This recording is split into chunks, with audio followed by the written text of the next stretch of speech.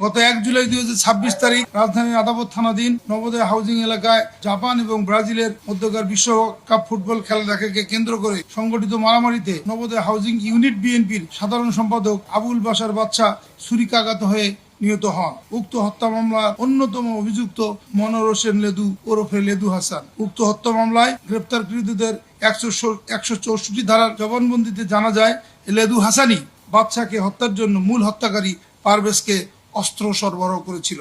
গতকাল 28 জুলাই 2026 তারিখ র্যাবের নিজস্ব গোয়েন্দা তথ্যের ভিত্তিতে র্যাব 2 জানতে পারে যে নবোদয় হাউজিং ইউনিট বিএনপি সাধারণ সম্পাদক আবুল বাশার বাদশা হত্যাকাণ্ডে অভিযুক্ত মনোয়ার হোসেন লেদু ওরফে লেদু হাসান রাজধানীর মোহাম্মদপুর হাউজিং সোসাইটি এলাকায় অবস্থান করছে। প্রাপ্ত তথ্যের ভিত্তিতে র্যাব 2 এর একটি আভিযানিক দল উক্ত এলাকায় বিশেষ অভিযান পরিচালনা করে এবং মনোয়ার হোসেন লেদুকে গ্রেপ্তার করে। গ্রেপ্তারকৃত লেদুর বিরুদ্ধে রাজধানীর বিভিন্ন থানায় হত্যা, অস্ত্র, চাঁদাবাজি ও মাদক সহ 32টি মামলা রয়েছে। ইতিপূর্বে 2010 সালে ঘটে যাওয়া আলোচিত ওয়াহিদুজ্জামান হত্যা মামলায় এজাহারভুক্ত আসামি হিসেবে তিনি গ্রেপ্তার হন এবং 2012 সাল পর্যন্ত হাজতবাস। এছাড়াও 2021 সালে একটি বিদেশি পিস্তল, ম্যাগজিন ও গুলি সহ তাকে গ্রেপ্তার করে র্যাব 4।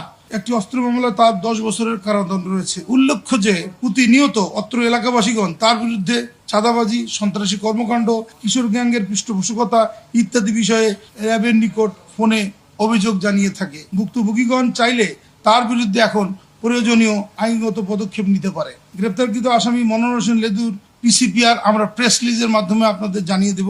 আসামির বিরুদ্ধে পরবর্তী আইনানুগ ব্যবস্থা প্রক্রিয়াধীন রয়েছে।